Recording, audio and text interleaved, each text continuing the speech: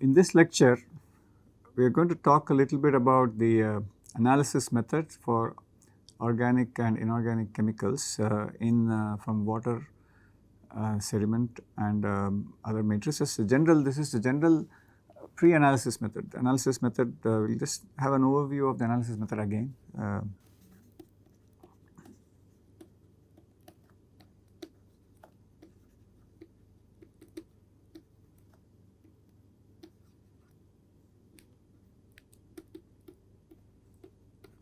We will start with water, and the same kind of principles are applicable for the other matrices as well. So let us say we have a sample of water.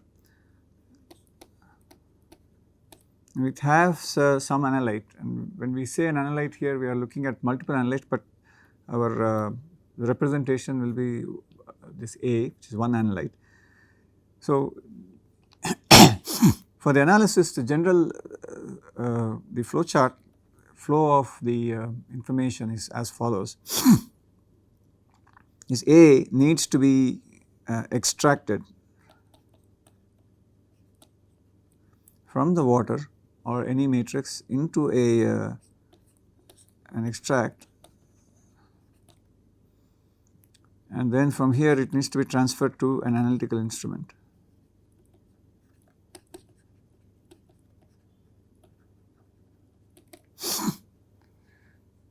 The reason we have to do this is very often you cannot take the analyte A directly to the analytical instrument. This is not possible.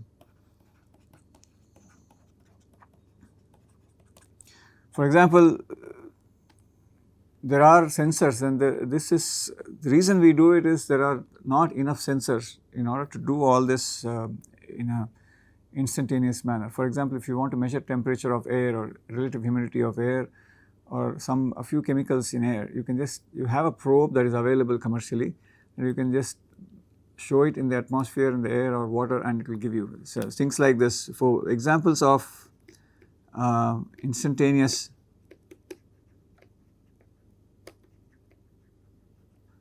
measurements, things like pH, the pH in water. You have pH meter that can be dipped into water, and it can give you the pH, the conductivity is such, temperature. These are all probes that will give you direct analysis of the whatever you are measuring by a simple probe. There is no need of processing of the sample, nothing is required, directly gives you a direct readout. In this case, some of the chemicals that we have discussed, you cannot read out directly, and the instrument cannot take a water sample directly into it, and therefore it is possible, and sometimes it is only possible for us to do it via an extraction into some other medium, into some other solvent. Typically what we are doing is solvent. This solvent can be input into the analytical instrument. This is true for a variety of instruments such as gas chromatography or to some extent, the limited extent, the HPLC, the liquid chromatography.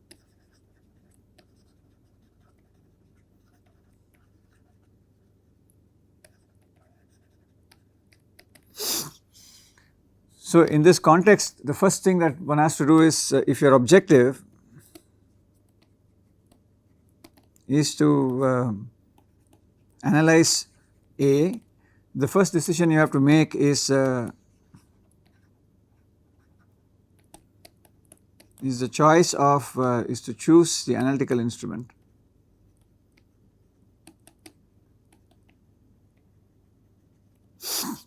And then from there you work backwards, and what is the suitable solvent or a form in which the analytical instrument can receive the sample, the analyte in, and therefore how do you bring it to that form from the water. So the sequence of water to an extraction of a chemical from the water to solvent and solvent to analytical instrument, it depends on the instrument, and one has to do that survey before coming to this. So the most general methods for GC and even HPLC to some extent, this is the sequence.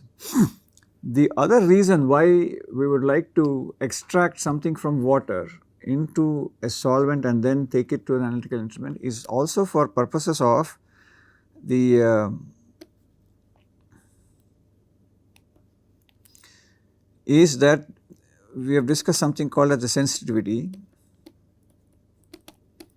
or the minimum detection limit.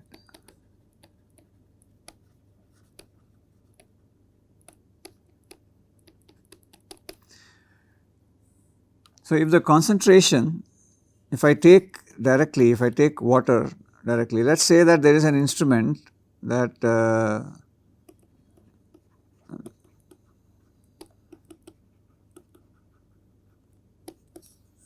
I can directly inject water into this instrument, and the instrument is capable of doing that, and I can measure A. However, if the measured concentration, whatever I am measuring, if the rho A measured is less than the rho A minimum detection limit, then I will not be able to see anything. I cannot use that reading essentially. So, my only way in which I can measure A, so let us say for example, the concentration, the minimum detection limit is 1 milligram per liter, and the concentration that I expect in the water sample is 0.5 milligrams per liter. This is less than the minimum detection limit, and therefore, I cannot use this instrument to do this. However, if I can increase this concentration, to a region which is well above the minimum detection limit, then it is possible for me to measure it. So, in a different view of this, if I look at the calibration,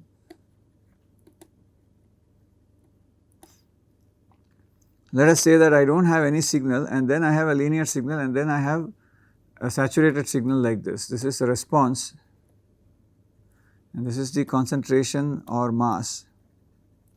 This is a typical calibration curve. So, here we are talking about this range where there is no detection, and this range here which is saturation. So, when you do an analysis, it has to lie in this is the operating range, of a calibration. Therefore, we are always looking to bring the concentration of the analyte in this operating range. So, if the concentration is very high, so it is beyond the saturation of the detection. If the concentration is in this region 1 and we need it to bring it to region 2, we call this as region 3. If rho A2 is in 1, it needs to be reduced, concentration has to be reduced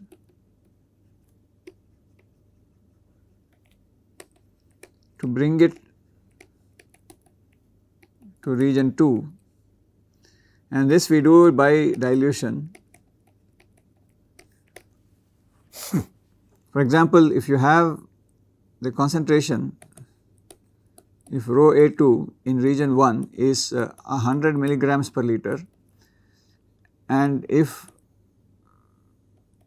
region 2 range is between 10 milligrams per liter and 40 milligrams per liter, then to bring this to this range, I can take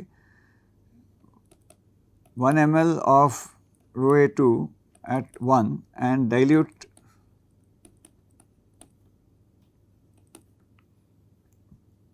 maybe 3 or 4 times. For this, maybe I can take 1 ml of rho A2 in 1 and add 3 ml of water. The concentration of 1 to region 2 will become 100 milligrams per liter divided by 4 is 25 milligrams per liter. In other words, what we are doing is applying this formula is rho A2 V2 equals rho A1 V1. All we are doing is we are doing 100 milligrams per liter into 1 ml equals 4 ml into some concentration, and this is 100 divided by 4 milligrams per liter is 25 milligrams per liter. So, this is called as a dilution. So, this we do the dilution to bring the concentration from region 1 to 2. What if the concentration is in region 3, if region 3 concentration, so let us say the MDL, minimum detection limit of this instrument,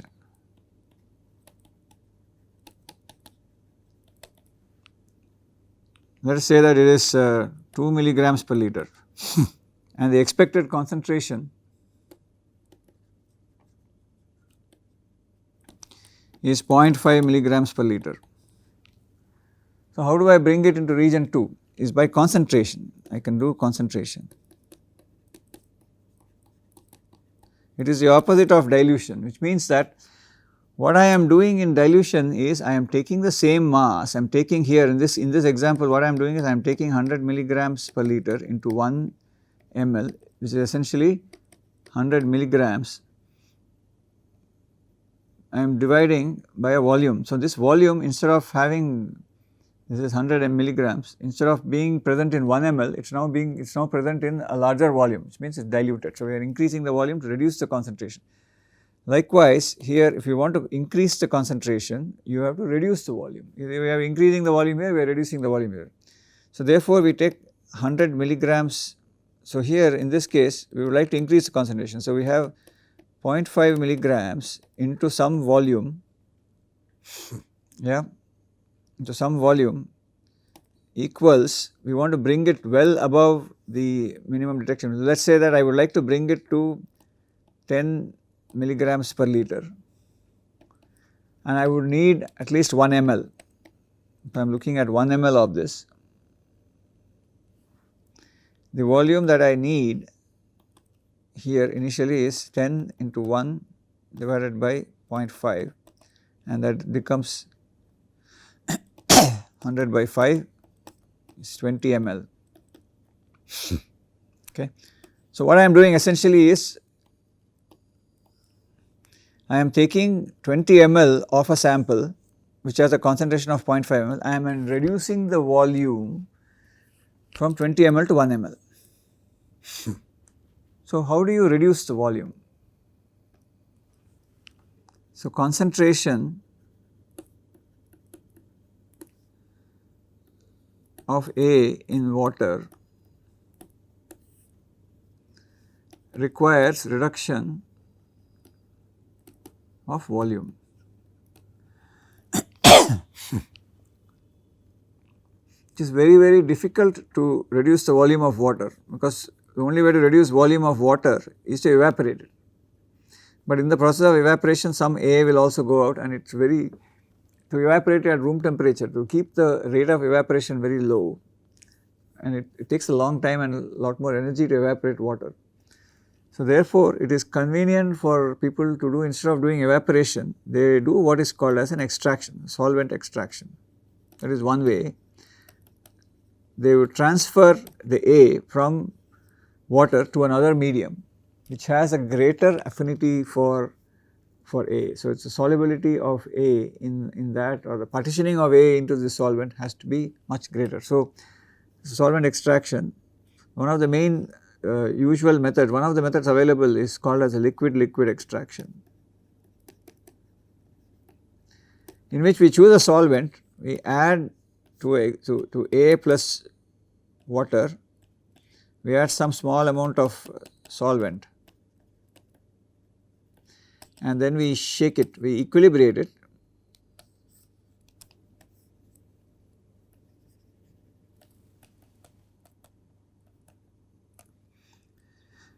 So, when we are doing the equilibration, we get, what we get is the solvent now breaks up into small bubbles, droplets, and forms an emulsion, and there is extraction happening. So, the A from the water then transferred to this. So, if you look at this here, what is happening is, this is the solvent and this is the water. Since the driving force is in this direction, the material thermodynamic equilibrium of the material is towards the solvent, they are not in equilibrium. So, therefore, it tries to go towards equilibrium and tries to get into the solvent. So, we will choose a solvent, and our goal here is to also reduce the concentration, which means that the volume of water and the volume of the solvent, the ratio of the volume of water to volume of solvent will give you essentially the concentration ratio, how much you want to concentrate. For example, if you take 1 liter of water and extract with 20 ml of solvent, what you are essentially getting is 1000 ml of water divided by 20 ml solvent. You are getting a 50 times concentration theoretically. So, if all the amount of A that is present in the water gets into this thing, you are getting 60 times. So, in order to do this, the selection of the solvent is such that the solvent has greater affinity for this chemical into A. So, the choice of solvents depends on that. So, there are a large number of solvents. This also one of the main prerequisites of choice of solvent is, the first prerequisite is that it should be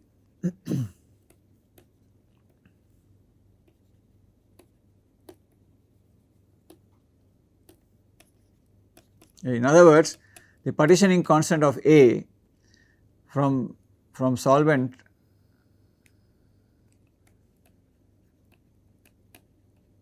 water should be high, which means if the concentration of solvent of A in the solvent to concentration of A in water should be high.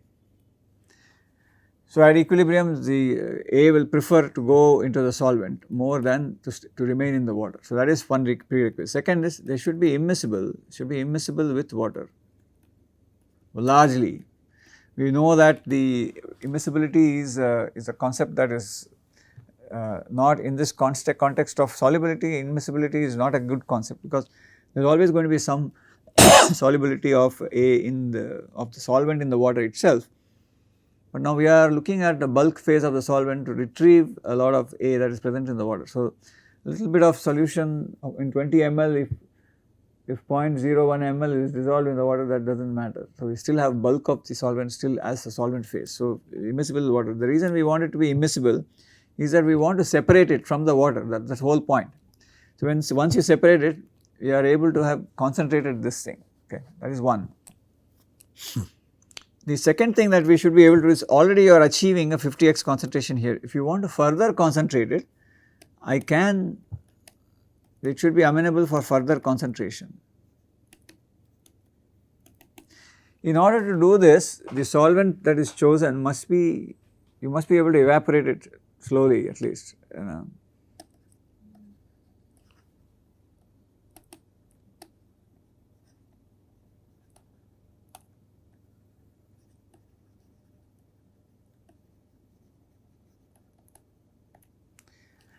And volume reduction very easily. So, this is the general idea behind bringing, when you are doing extraction, you have to work backwards. You have to first start with the analytical instrument and find out what is the detection limit, and find out if the instrument directly can handle the water. It cannot handle it, you have to extract it to the solvent, and then figure out if after extraction it can still go there. If that cannot go directly, it needs to be concentrated further and then introduced into the extraction. So, the methodology is the follows.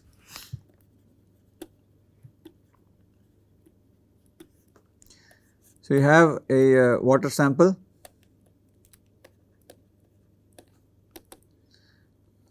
now you add solvent,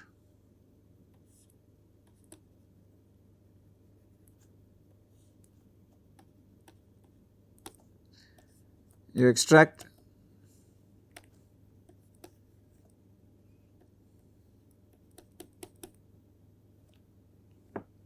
and you transfer the extract into another bottle, and then you concentrate it further.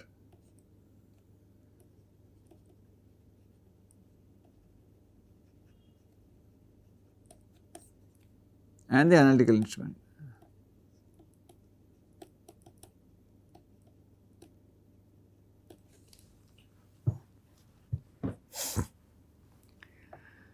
So, in this extraction methodology, you can have various ways of doing it. One method of extraction is called as liquid extraction, where you add a solvent and then shake it, and then you can keep shaking it.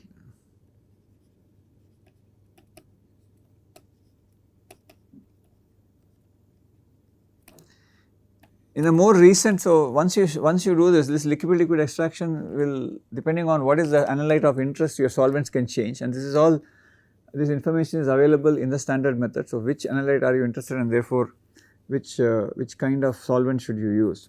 The other kind of more recent one is called a solid phase extraction, or solid phase, the other variants of it, this is called SPE.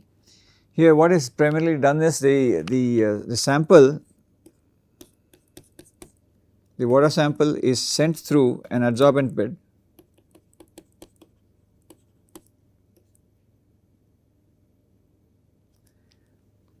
So here the analyte A that is present in the water will now adsorb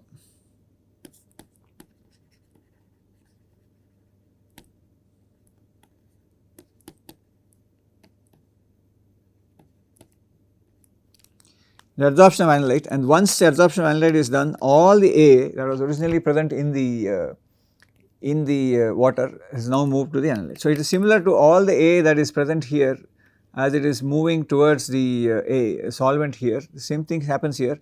All the A that is present in the water is now present in the adsorbent small tube, adsorbent tube. But this adsorbent tube, the only thing it has accomplished is that you are dealing with a large volume of water. Now you have reduced the volume to a very small tube, but you can't introduce this directly into an analytical instrument. So for that you have to again elute the A from the column by a suitable solvent, and this solvent is doing desorption here. And so this solvent can now go to an instrument.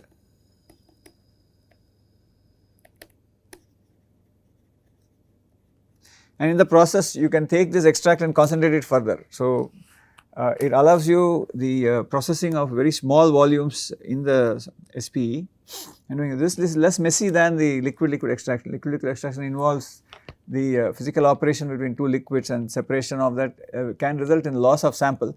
The SPE is a little more easy to handle. However, SPE requires you to buy this, the infrastructure is higher, you need to buy these tubes which are usually non-reusable, and then you have to buy a pump and the associated setup to do all these things. And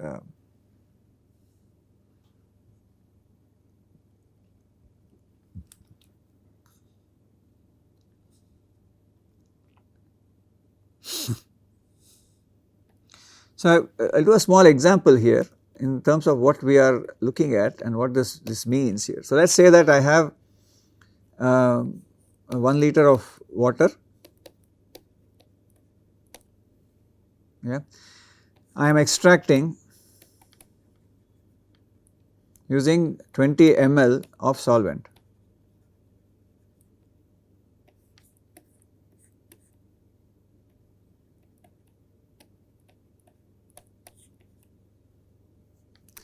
And so I get 20 ml, so I remove all the 20 ml, assuming I remove all the 20 ml. So let us assume that for the time being. Sometimes it is not possible to get all the 20 ml, okay. So I remove all the 20 ml and then reduce it further to 1 ml. So this is 20 ml of extract, and this is 1 ml of extract, and this 1 ml I introduce it into an analytical instrument, and I get a concentration of 1 microgram, so 1 milligram per liter.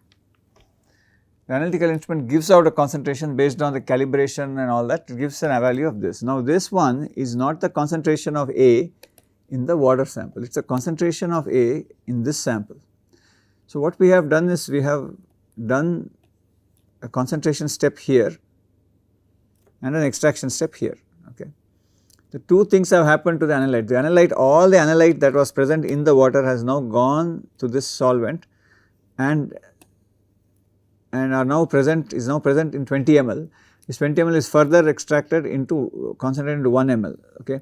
So this 1 milligram per liter corresponds to this one, okay, which means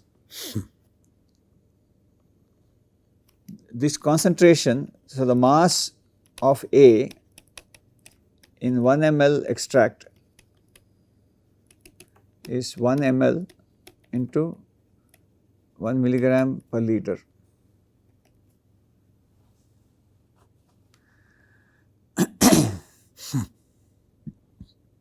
This is 1 ml is 10 raised to minus 3 liters into 1 milligram, which is 10 raised to minus 3 milligram, which is 1 microgram.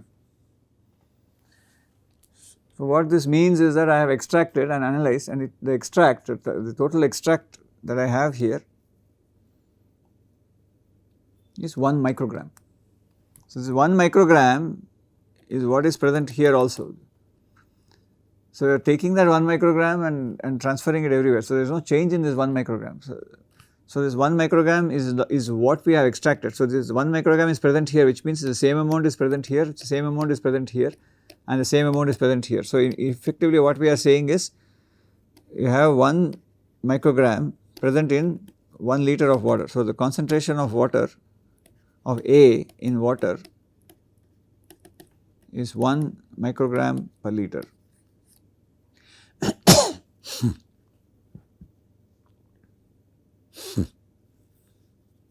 So, it is very clear, right, 1 microgram per liter, because what we have essentially done, and this is the calculation we do, what we have essentially done is we have taken whatever A is present in 1 liter and we have transferred it to 1 ml. This is 1000 times concentration, which means if I get a value of 1 milligram per liter here, we have to divide it by 1000 times, so which makes it 1 microgram per liter. So, this is a very this is an illustration of the calculation that we do in order to measure the concentration of a chemical in water due to extraction. One of the things you have to understand that during the extraction there are so many of these steps that are present here, that there is always a possibility of loss of analyte during different processes, during extraction, during concentration.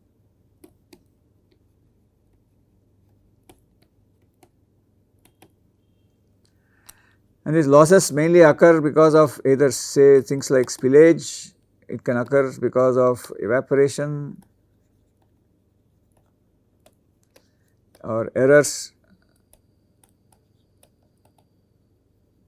in estimate of volume, mass, etc. So, in order to do this, we need to do what is called as a recovery.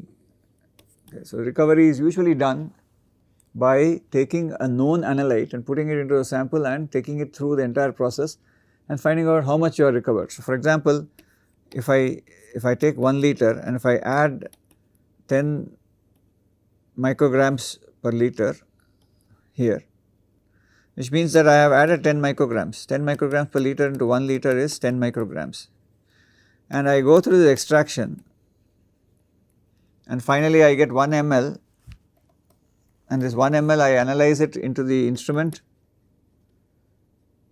and I get out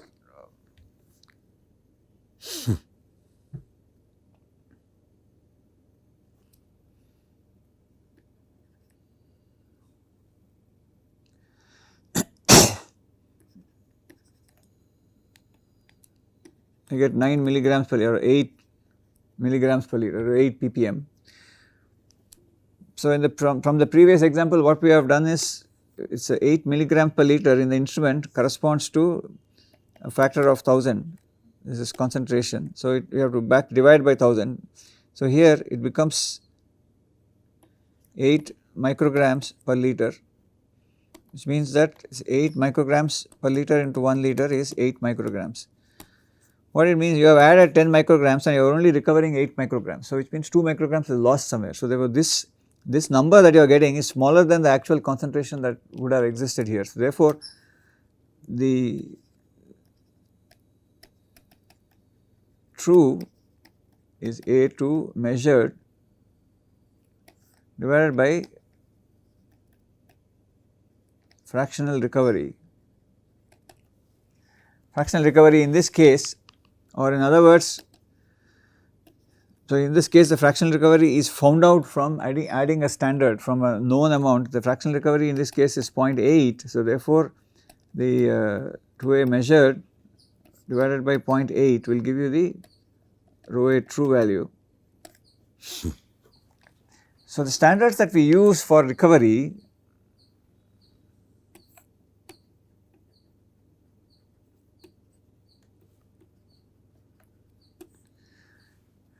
we can either use an analytical standard in water and run it. So you can make an analytical standard yourself and run it, or you can buy these standards, which are known concentrations, and add a certain volume of that in order to get this. So essentially one must know what is the mass that you are adding into the system. And but the problem is sometimes when we are doing this recovery, you can do it with clean water. So one of the problems in doing this recovery is that if you do it in the lab,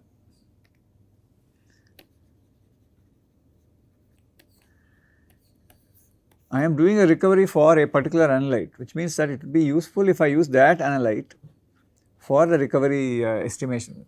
So I can use that analyte, but I cannot use it in the water sample that I am actually bringing for measurement, because I do not know how much of A is there in that sample. So I need to do this in a clean sample.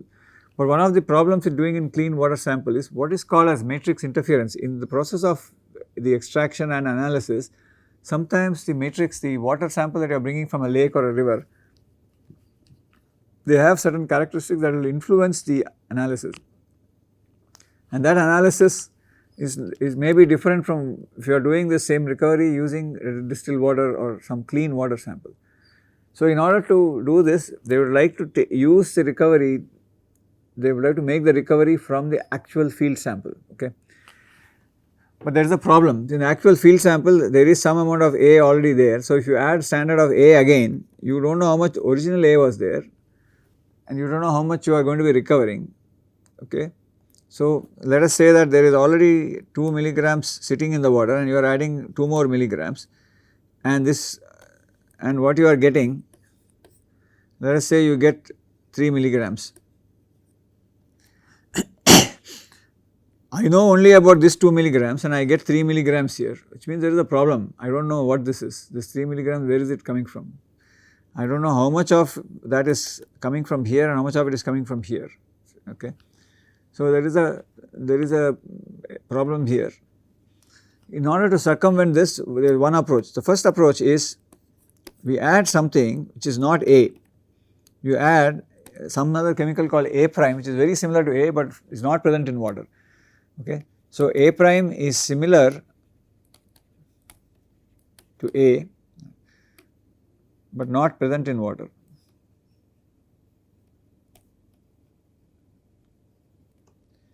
So typically these are radio labeled compounds where in the compound one H is replaced by deuterium,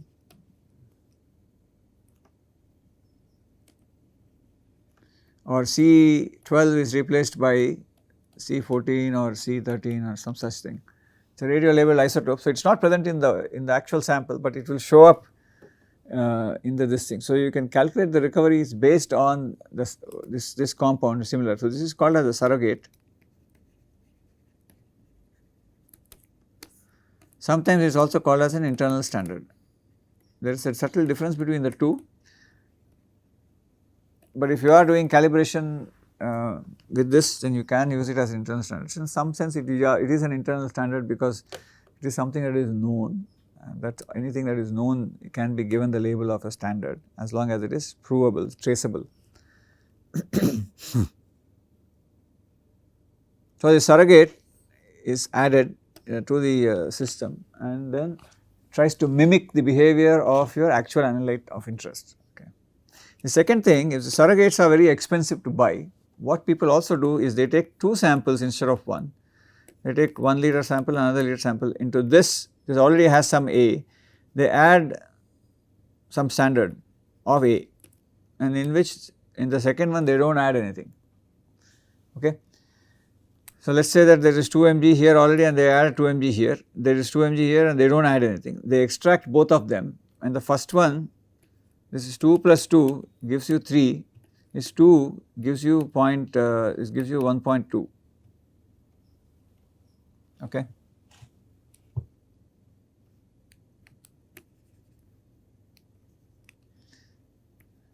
Let's say it's 3.5 and this gives 1.2, okay, or some such value. So, from here I can guess that, so if this is giving only 1.2, which means that there is 60% efficiency of this.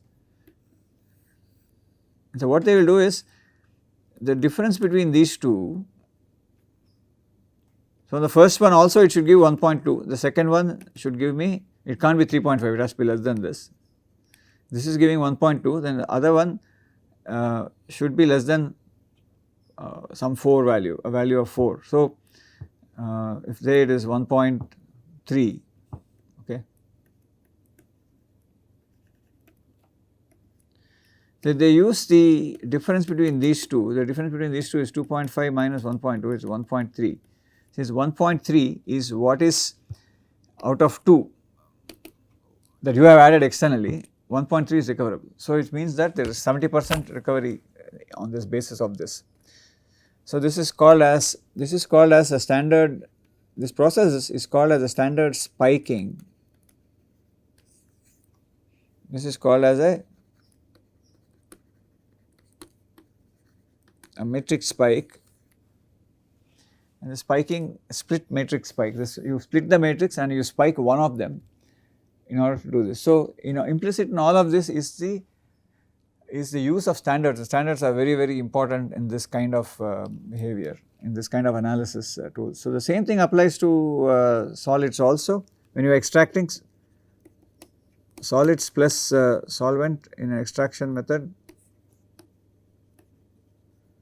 and then you do a concentration, you have an extract,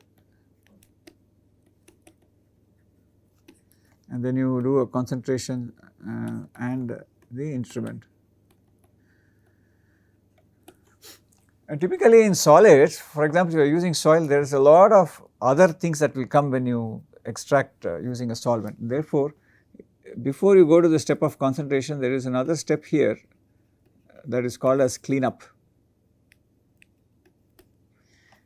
It is to remove any material that can act as an interference in the analysis. And predominantly, this includes colloidal particles which do not they are not concerned with the chemical at all. Sometimes they may adsorb a lot of this chemical here. So, that is one this thing. But anyway, you are interested in the solid, so it should have extracted everything from the soil, but it does cause some damage to the instruments. So, therefore, they try to remove it before. So, this cleanup, so there are procedures for cleanup that are available in the standard methods that will be discussed in the course. Or so, this is the summary of this thing. So, in all of this, and some of this will be reiterated again and again in the methods again. So, it is you have a matrix,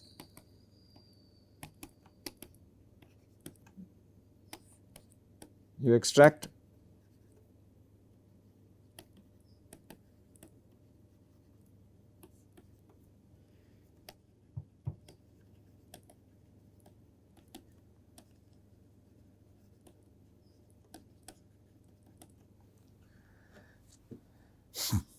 this is a process, and the analysis for the calculation, you go back in this manner, reverse direction, to find out how much mass is that you have recovered and analyzed divided by the total volume of the matrix or the mass of the matrix to get the concentration number, to get either rho A2 or rho A1 or WA3. So, the mechanics are different, but the principle behind this is all the same.